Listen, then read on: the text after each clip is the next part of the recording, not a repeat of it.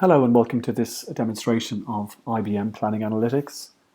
I'm going to take you through a quick scenario of an organization that is trying to um, better plan and forecast its business. It's going to be based on a food manufacturer. In the demo, I will log on as different personas who need to do different things in the process. So what we're going to do is going to start off as Erica, who's the marketing executive. She's going to do an initial plan based on last year's numbers. She also has a task of planning for any new products that we want to introduce in the coming year. Once we've finished as Erica, we're then going to look at life from the point of view of Bob, who's the sales manager. He's going to take Erica's numbers, break those down by customer, maybe set some pricing for new and existing products, and he's always going to work with multiple personal scenarios. And once Bob's finished, he's going to pass on to Ross. Ross is the production manager. It's his job to basically ensure that the company is able to produce and deliver what they've committed in the plan to sell. He's going to do that by looking at his resources, his staff, and seeing if he needs to make any changes to his staffing levels to meet the plan. He also has the ability, if he wants to, set the recipe and the bill of material prices for the different products that we're going to make.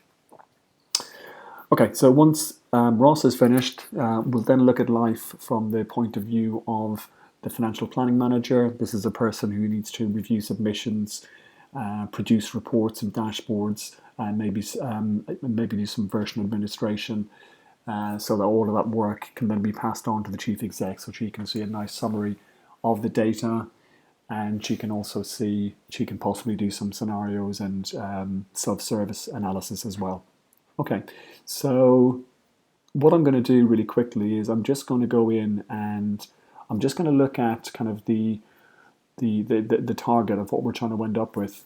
We're trying to end up with a nice visual dashboard that the chief executive can look at.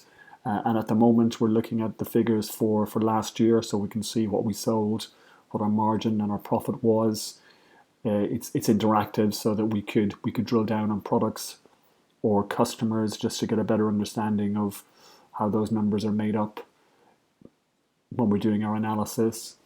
Right now, we're going to be collecting data for version 1, so at the moment I don't really have much of my sales revenue numbers or my margin numbers, but we'll see that build up and change as we go through the planning cycle.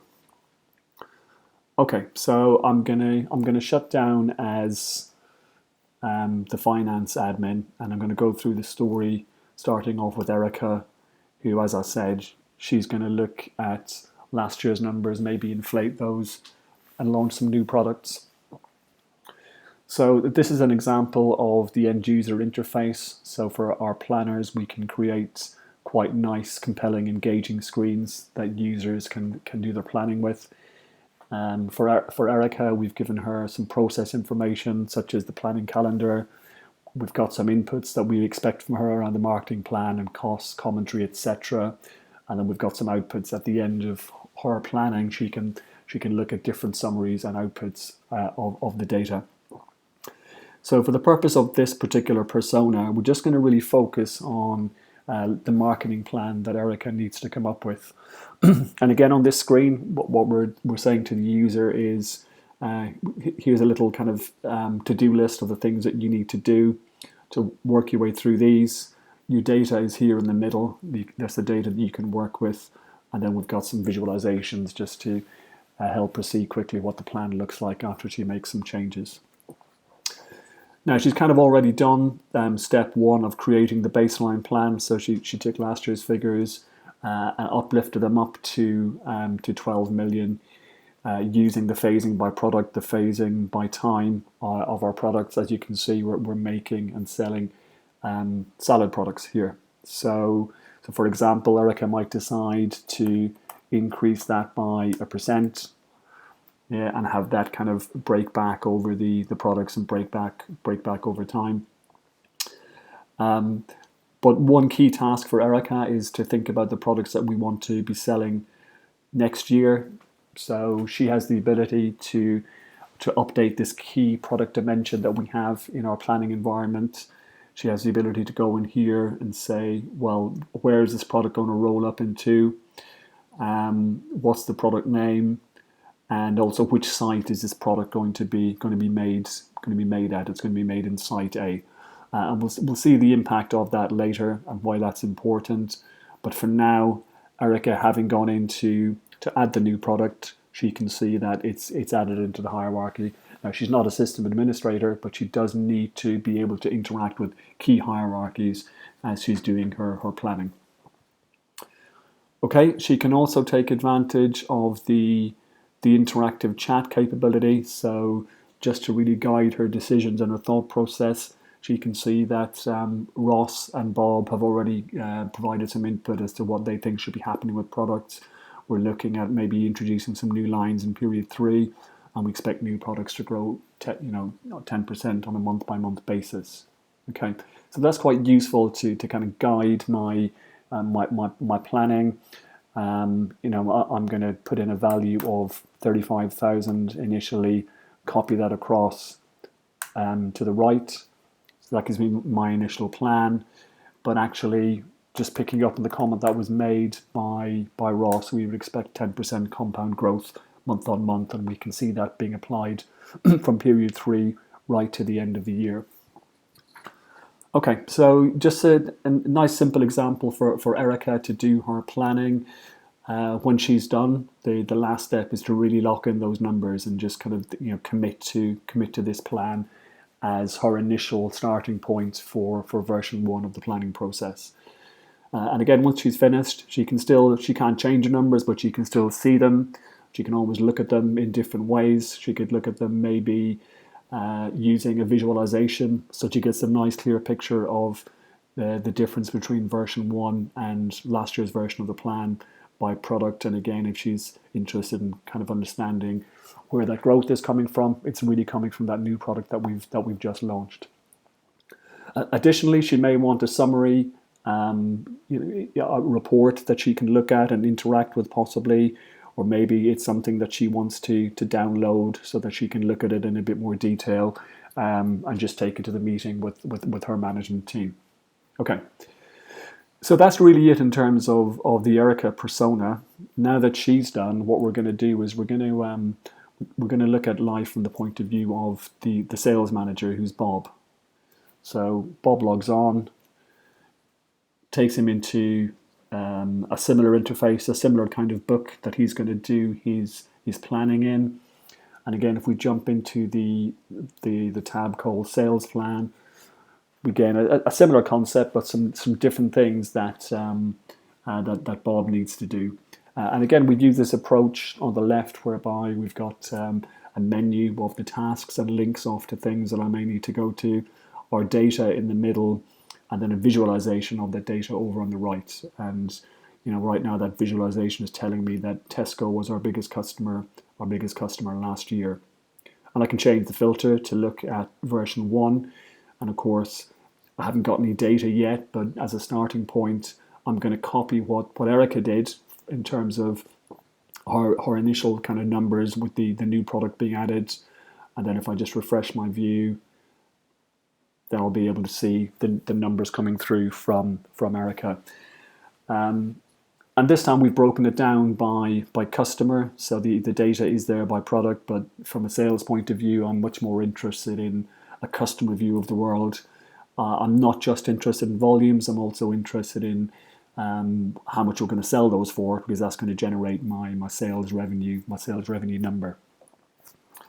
Okay, so I'm going to come back here in a second and play around with some of the numbers, but before I do that, I also need to set the pricing for our new products. And in the previous step, when Erica added in the vegan salad bowl, as part of that process of updating our product list, it was tagged as a new product, so these are the only ones that Bob needs to see when he's planning. He doesn't have to go searching for the new products, it's automatically there in front of him. So what Bob's going to do is he's going to copy the prices he's going to copy it from the garden salad bowl to the vegan salad bowl. They're similar kind of products, so I would expect that I would be charging similar price to all of my customers across all of my periods. Okay. So that's the next step done. The next step was to copy the prices. Now that I've got some pricing for the new product, I'm going to maybe play around with some of the inputs and some of the drivers.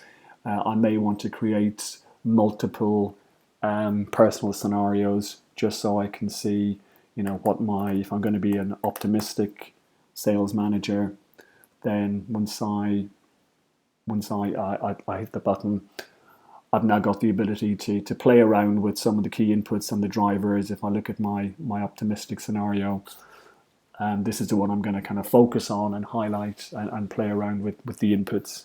Okay. So as we said last year, Tesco was our biggest customer. I think they could even be bigger again for next year. So I'm going to increase their number up to 1.5 million. See the impact that's going to have on my volumes and my sales numbers. Having set that change, I want to hold it. And really, I'd like to think, I'd like to think we can probably do 12.9 million in volumes overall. But obviously, that growth will have to come from customers other than Tesco. Additionally, what I'd like to do is, now that I've set the volumes, I'm happy with that. I'm going to hold it, but I'd like us to be trying maybe generating, 13.4 million in sales. But if I'm holding the volumes, the way that I'm going to achieve that number is by increasing the overall average price that we're charging and selling to these customers. Okay, so I have the ability to create multiple alternative sandboxes or personal scenarios if I want to. If I like those numbers, I think I'm gonna commit that, and I'm gonna lock in those numbers as my plan. So my base set of numbers and the optimistic are now one and the same. And again, as a last step, if I'm happy with this, if I'm happy to sign off to this particular plan, I hit the lock button, and then again everything goes grey. So I've done my piece of the plan. Okay, so that's the Bob persona finished with. So he's kind of set his sales plan. We've now got to pass on to Ross, who's the guy responsible for making sure we can actually deliver on Bob's sales plan. And again, a similar view for Ross, but when he actually looks at his plan in a bit more detail, it's there's a bit more involved. There's a bit more things to bear in mind. And here we got some useful visualizations, and this is basically telling me that the sales plan volumes are the grey numbers, the production capacity. This is what I can currently do with my resources. And based on that, I've got a deficit. So based on my current resourcing levels, I'm not able to meet that plan as Bob was hoping to achieve. So what I can do as a production manager, I can play around with some of the key kind of drivers on my resources. And again, I could create a personal scenario here, but I'm not going to do that for now in the interest of time. So what I can do really in terms of making sure I've got enough people to meet the plan, I can hopefully maybe delay people leaving and try and get them to stay a bit longer than they're currently planning on leaving. So I can set Kyle's leaving date to period 11. That will start to fix some of the problems later in the year, but it doesn't really fix the problems I have earlier in the year. And I can do that maybe by promoting people. So Georgia is on a grade 1, and I think right from the start of the year I'm going to put her on a grade 2, so that she can start to help close that gap. Additionally, I'm planning on recruiting people later in the year, but instead of that happening in April, May and June, I'm going to put all of those new starters, I'm going to get them joining straight off. Yeah, and that more or less fixed my problem. I haven't quite fixed December, but certainly for the first few months, that deficit has now become a surplus. Clearly, there will be an impact on my salary plan and my output. But as a production manager, this is a plan that kind of more or less works. So I'm happy to lock this in and sign off on that particular set of numbers. Okay, so again, a very simple example, but we've seen how different users can do different things in the planning process. They can collaborate and they can work across kind of real time data that's been submitted by previous users. Once they're finished, the next step really is for how does it look from the point of view of the finance people. So I'm logged on as an administrator, and I guess there's kind of two main areas that this administrator guy works in. He's got to produce outputs, reports and analysis, such as a budget pack and a dashboard. He's got to do some administration of just checking the workflow status and doing some maintenance of the underlying dimensions and versions. So how does it look for our finance user? If he goes on here, this particular budget pack, this is a nicely formatted view whereby he can produce a pack with all the detail that the executive board and the executive finance team will want to see. So, for example, he can see the latest high-level summary P&L, with 13.4 million being the full year number for sales as per Bob's plan. Undoubtedly, some users will want to they'll want breakdowns of the numbers. They'll want to see a breakdown by product for volumes. They might want to see a breakdown of the sales numbers, and that's something that can be done quite easily as part of the pack. If and we can navigate around and we can jump around on these different reports and schedules, but actually we have the ability as well to give users the ability to drill from a summary view and get to the detail just by drilling on the high level view and saying, okay, well, show me the sales by product, or actually show it to me by customer, giving them that ability to slice and dice and and just answer their own questions as they're analyzing and looking at the planning data. Okay, so that's the kind of the budget pack. That's a typical sort of report or a pack that would get produced at the end of a planning iteration. We've seen already how for other users we might want to give them, I guess, more graphical, interactive dashboards. And if we come back to the place where we started from, again, we can see now that when we look at our version 1 data, we've started to fill that in based on the inputs from Erica and Bob. And again, if we want to see how our products are made up, our salads and our salad bowls, we can see the new product that we added. We can see that data coming through into the summary dashboard. Okay, so that's just a couple of examples of the types of kind of outputs that we can generate: budget packs and interactive dashboards. Again, as a finance administrator, there are other things that I will need to do. I'll need to look at and understand some of the key underlying dimensions. So here, I'm now looking at the latest product hierarchy, and it isn't just a tree structure adding up different levels of the products, although clearly it is that. It also allows us to capture other useful information, such as the source of any of these products. Have they come from an ERP system, or have they come through from end user input? And we can see in this case, this product in particular has come through from end user input. Erica added this product about 15 minutes ago. It was tagged as being a new product, which just kind of helped with some of those input screens. It was also tagged as being that we're going to make this product in Site A. Why is that useful? If we want to look at an alternative hierarchy on our products, we can now see that we can roll up all of our products depending on the site where they're being made, just enabling further analysis and calculations based on that particular hierarchy. Similarly, if we were to look at some of the version administration capabilities on this particular screen here, over on the right, I can see a list of the versions currently being held within Planning Analytics, and we've been working on version 1 pretty much up until this point in the demo.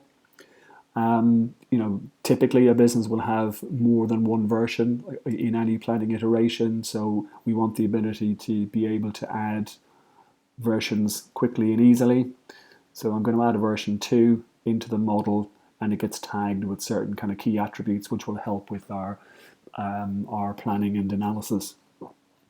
So having added version 2 in, the next step really is to copy the data from another version. So what I'm going to do, I'm going to say, give me the data from version 1, copy it into version 2, and those are available as drop-down lists. And I'm doing it for pretty much the entire model. So all of our cost data, all of our employee costs, our detailed our detailed sales plan by customer and product, as well as everything else pretty much. And I'm going to hit the button just to run that process. And that will take a few seconds, but it doesn't take very long at all. I've now created a new version of the plan that my planners can go and work with. In fact, let's have a look at that. If I were to log out as the administrator, and then let's just jump into the persona of Bob, who now wants to go in and revise his sales budget. If he goes into the sales plan, version 2 is available now with the same figures from version 1 as a starting point, and let's just say he's going to go for 13 million for his new revised number. That would mean an overall sales figure of greater than 13.5 million. So as a final step, really, all I'm going to do is kind of just come back in and just make the point about how we're working with real-time data. We're working with users who are collaborating on planning data, and when we go to any of our summaries, be it the budget pack that was written in Excel, be it this particular dashboard view that we started with, and we can see as we go through the process, new versions are automatically available and the data comes through in real time. Okay, so that was everything I wanted to show you, really how planning analytics can be used for iterative planning, with different users needing to collaborate, different users needing different data sets and different capabilities. But then also, once we've kind of collected their input, how higher level administrators can create nicely formatted reports and dashboards. Thank you.